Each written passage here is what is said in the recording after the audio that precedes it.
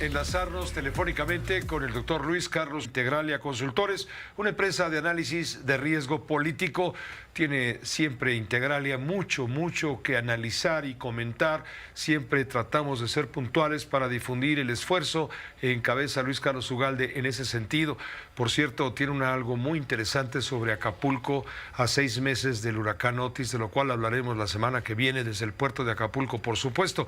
Pero en este momento queremos conversar con Luis Carlos Ugalde un poco en continuidad con lo comentado hace unos instantes por Carlos Elizondo Mayer Serra sobre este asunto de las reformas del presidente de la República. Luis Carlos, ¿cómo están ayudando al plan C del presidente las actuales reformas que están siendo discutidas con sus asegúnes en el Congreso? El ridículo que de los duendes que le cambiaron la redacción, en fin. Estamos contigo, Luis Carlos. Mira, Pepe, el tema es que el plan C del presidente López Obrador es básicamente erradicar al Poder Judicial con un mecanismo de control. Ese es el tema, y esto es muy importante porque en los últimos años las empresas, las personas, los gobiernos han tenido siempre una ventanilla, que es la Suprema Corte o los jueces mediante recursos de amparo para detener acciones del gobierno, para poder obtener algún tipo de protección, porque el gobierno, y todos los gobiernos cometen en ocasiones arbitrariedades, y si no tienes esta ventanilla, no te puedes proteger. En el caso de lo que votó ayer el Senado y lo votará la Cámara de Diputados la próxima semana, es el inicio de la ejecución del Plan C. Básicamente lo que hicieron es que limitan la suspensión de medidas cautelares de los jueces. ¿Qué quiere decir eso? Voy a poner un ejemplo.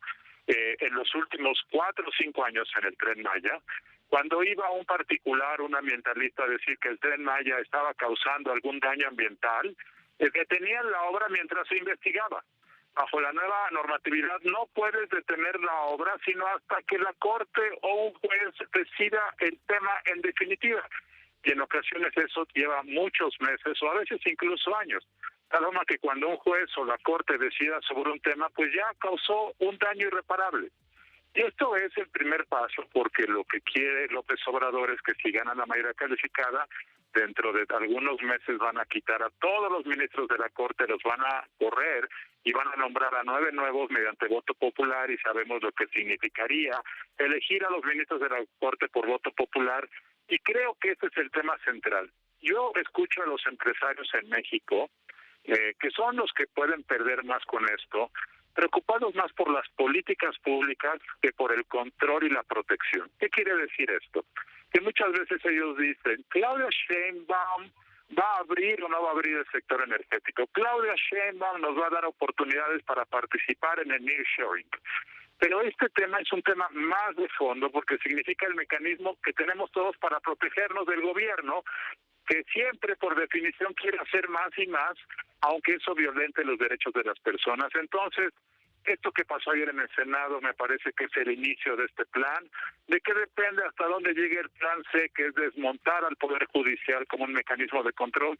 Pues dependerá de cuántos votos obtiene Morena en el Congreso el 2 de junio, dependerá de lo que decida la nueva presidenta. Si es Sheinbaum, pues ya sabemos que sí quiere ir con el plan C, porque lo dice todos los días. Si es Xochitl Gálvez, sabemos que no quiere ir con ese plan. Y luego dependerá de otra decisión, que a fines de este año hay un nuevo cambio de un nuevo ministro de la Corte que termina su función y el nombramiento de uno nuevo. También de eso depende. De tal forma que eso es lo que está en juego para los próximos años en el país, Pepe. Pues muchas gracias, Luis Carlos, gracias por tu comentario. Sí, hay mucho en juego en este momento en la mesa y efectivamente los cambios a los que hace referencia, los cambios en el tema de la ley del Poder Judicial, requieren justamente la mayoría calificada, 3/4 partes del Congreso, lo cual en este momento Morena y aliados no tienen. Entonces necesitan ganar primero las elecciones con esa mayoría calificada para poder lograr ese objetivo. Pero mientras tanto, lo que ahora se está discutiendo son reformas a leyes que basta con la mayoría simple para ser aprobadas, como seguramente ocurrirá el próximo sábado, a pesar de los duendes traviesos en el Congreso en las madrugadas. Así es, Pepe, efectivamente. Muchas gracias, Luis Carlos, que te vaya muy bien. Muy buenas noches.